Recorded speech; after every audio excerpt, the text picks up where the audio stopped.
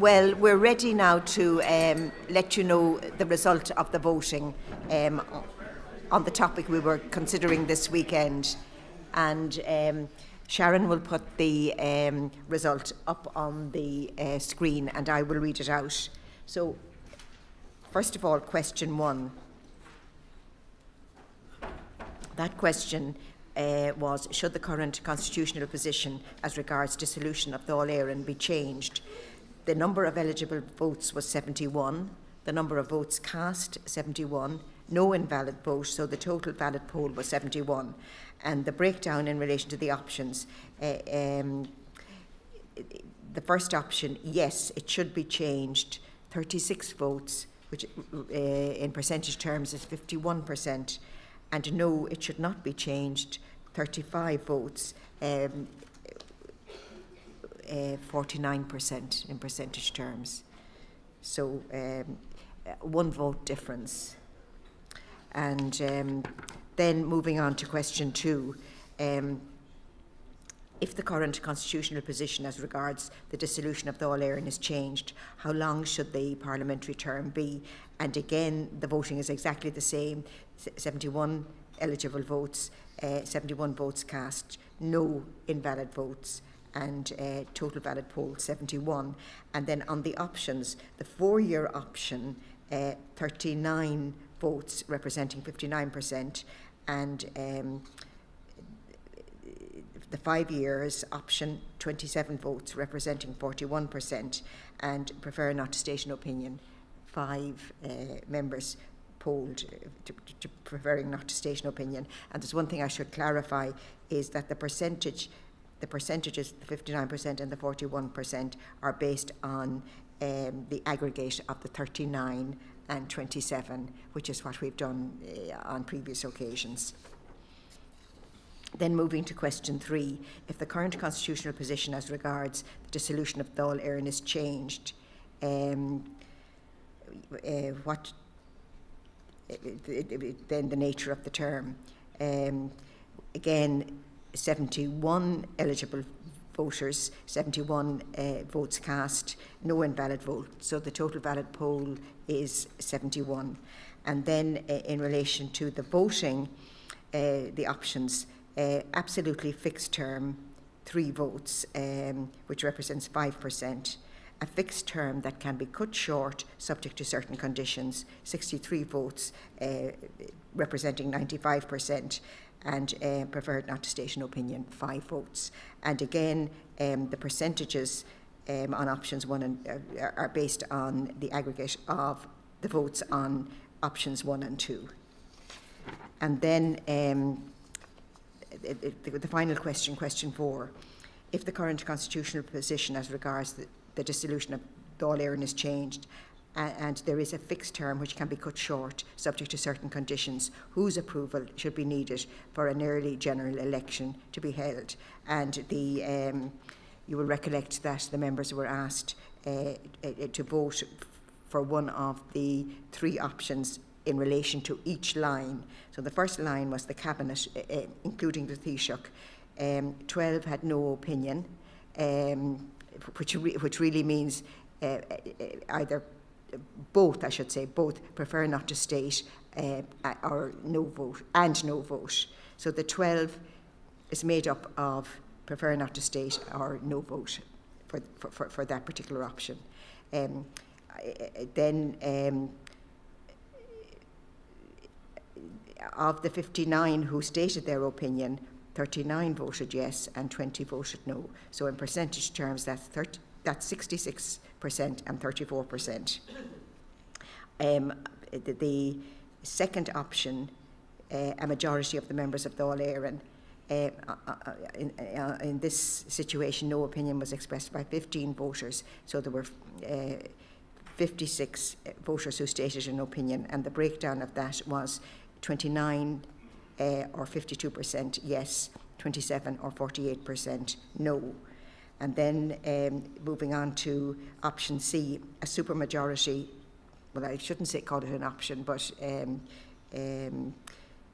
line C, a supermajority of the members of the All-Éireann, for example, 2/3, 14 expressed no opinion, which means that 57 voters expressed an opinion, and the breakdown of that was 40 yes, that's 70%, and 17 or 30% no.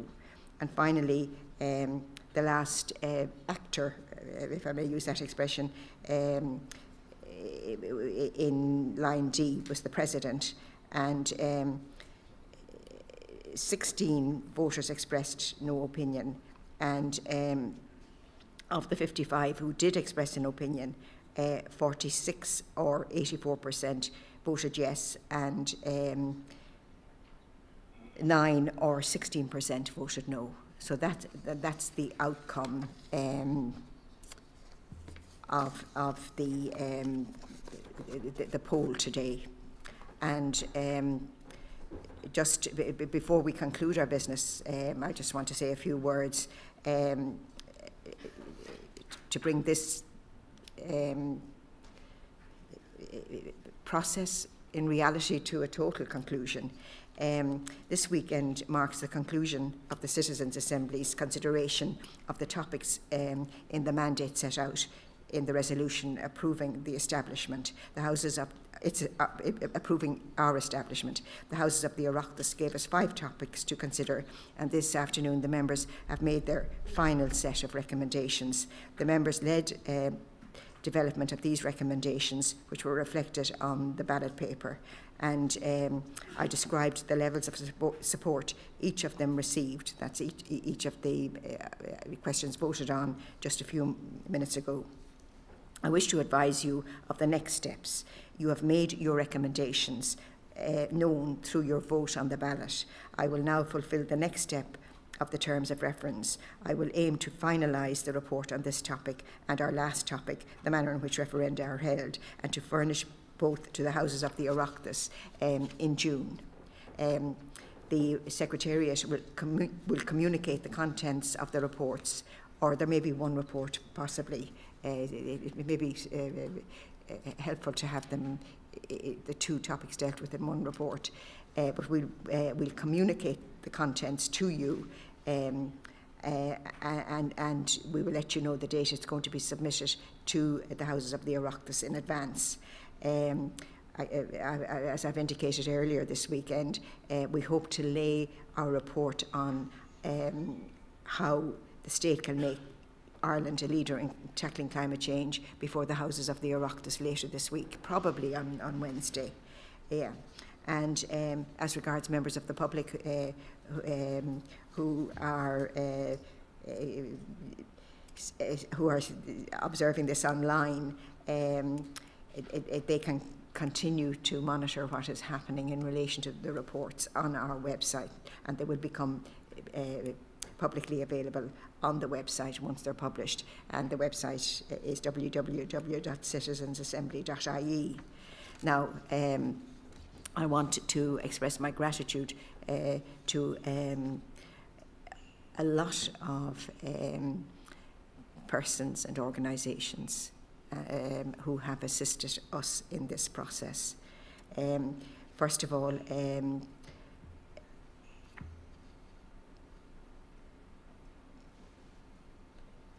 I want to talk about this particular topic we've been dealing with this week, and we've had a lot of help in reaching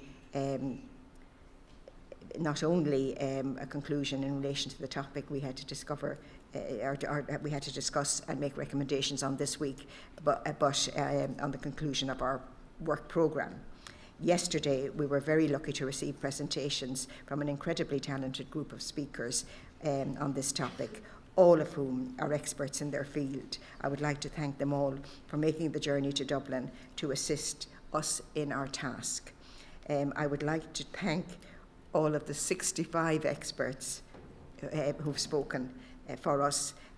We heard them across the past 11 meetings, and they have shared their wisdom, professional knowledge and expertise with us, and I'm very, very grateful for that. They provided us with information to make informed recommendations for each of the topics considered.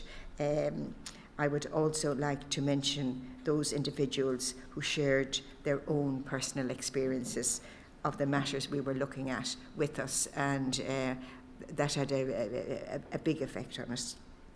To get down to more mundane matters, I would like to say many thanks to Matt Ryan, the owner of the Grand Hotel here in Malahide, and to the General Manager, Paula McCorry, and indeed all their team who looked after us so well over the course of 11 weekends over the last 16 months. Nothing was too much trouble for them, either over the course of the weekends or indeed between the weekends when arrangements had to be made and requests accommodated. And they were particularly helpful when we had to postpone having this topic discussed on the 3rd and 4th of March because of that awful beast from the east. But they were very, very helpful to us. And then special thanks to Richard Jolly TV, Switch New Media, and particularly to Richard Jolly and to Dermot Lynch, whom many of you know. They were grateful for all their technical knowledge and expertise since the inaugural meeting as long ago as October 2016. They have ensured that through the live streaming process, the Assembly proceedings and a wealth of information and expertise across the topics has been available to a much wider audience than just the people sitting in this room. And also it's important to note that two particular audiences, for want of a better word, have had access to us, the deaf community and Irish-speaking communities, thanks to the expertise of bridge interpreting in the case of the deaf community. And I would like to refer specifically to Lisa, Darren and Susan. And as regards the...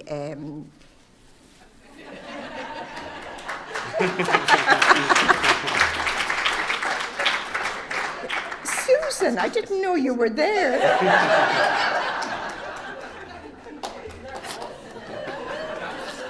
No, Susan was here last night, and I knew she wouldn't be here today.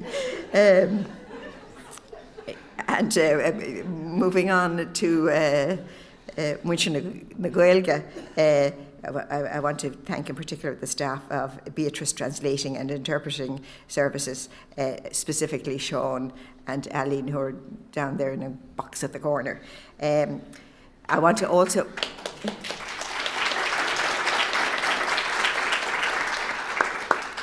to extend thanks to the staff of Q4PR, Martin Mackin, Pádraig Gallagher, who's down there, and Sheila, who was with us Sheila Murphy, who was with us up to Christmas. We got a great service and support from them. The counting of votes was accurately and efficiently carried out by John Fitzpatrick and Kieran Manning and their team, who are over there. And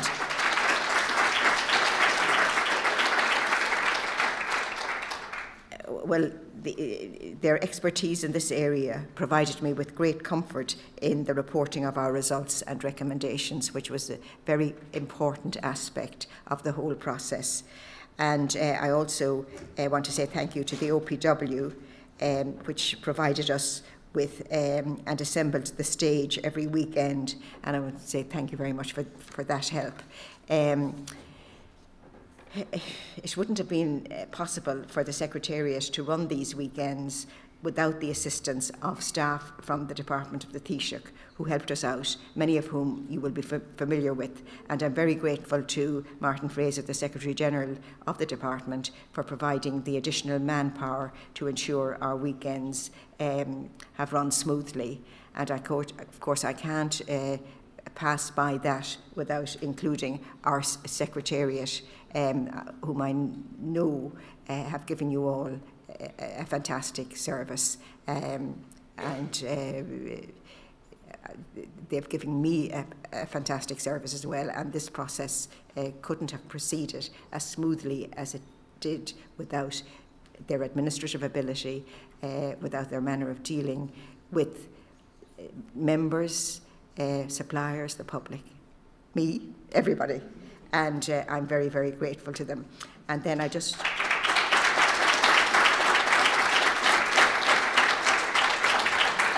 And I just want to mention the 4 expert advisory groups which were put in place, which provided great assistance and great direction to the Secretariat and to me on each of the topics. And I'm really, really grateful to them for their work and guidance. They put an awful lot of work in, and I'm really grateful for it. And then just to mention David Farrell, who's sitting at the back of the room and has been sitting at the back of the room for hours and hours and hours. I'm extremely grateful to David, who, as you know, is a professor of politics in UCD. When we began our work on the Assembly back in August 2016, David gave very generously of his time and advice based on his experiences from the Convention on the Constitution. And he also spoke at our inaugural meeting in Dublin Castle, and he was of considerable help to us. But then subsequently, following his appointment as research lead for the Assembly by the Irish Research Council, he has attended our meetings to carry out his important research, which tracks how this Citizens' Assembly has impacted on each of the members and the quality of the deliberation which has taken place over each weekend. I'm extremely grateful to both David and to Dr. Jane Souter, who is working on the research with him, for their work. And it's work that I consider is extremely important, and I've repeated that frequently.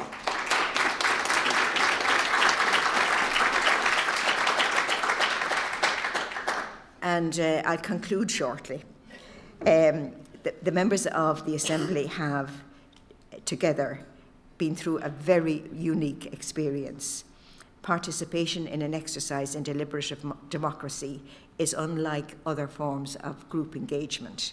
The commitment which the members have shown to the Assembly's key principles of openness, fairness, equality of voice, efficiency, respect and collegiality have meant that all of the members' work has been conducted with the utmost deference to others' opinions, has allowed for a frankness in discussing often very difficult material, all the while approaching the work programme with a level of diligence and commitment which is, I believe, quite unparalleled for a group of ordinary citizens. The members have at all times had ownership and control of the process. That's a very important aspect of how we conducted the job we were given. It's a central feature of the deliberative democracy model, and is an essential mechanism to ensure that the outcomes, in the case of the Assembly, the recommendations, are meaningful and come directly from the members who have been participating. This ownership has been expressed in a variety of ways. Early examples included the decision to hold 5 rather than 4 meetings on the 8th Amendment. That came from the members. And thereafter the members' direct input into suggestions for material for inclusion in the work programme on it and the later topics we dealt with. Members also decided to discuss the topic of climate change third rather than last, as it had been originally planned and listed in the Oireachtas resolution. These member inputs and decision have been essential elements of this deliberative democracy framework. However, the members' input has never been more evident than in the development of the recommendations to the Oireachtas. On each of the 5 occasions that the Assembly has devised its own ballot papers, members' input has been absolutely crucial. This has been a central tenet of what this process has been designed to achieve: to put the citizen at the heart of the decision making and to ensure that the decisions are made, that are made are the product of fair and reasonable discussion and debate among the citizens. I'm absolutely satisfied that this Assembly has successfully accomplished these objectives, and I truly believe that each of the members, past and present, should take great pride in the input which they made to the public debate on each of the 5 topics. I have to say that I consider that the contribution of the members has been an outstanding example of public service. And I hope all of the members will feel a sense of pride and accomplishment when they look back at their time with the Citizens' Assembly. I know that I will. And with that, for the last time, I offer my sincere thanks to you all and call the proceedings to a close. Goramila Mahagav and Slán Awalya, safe home.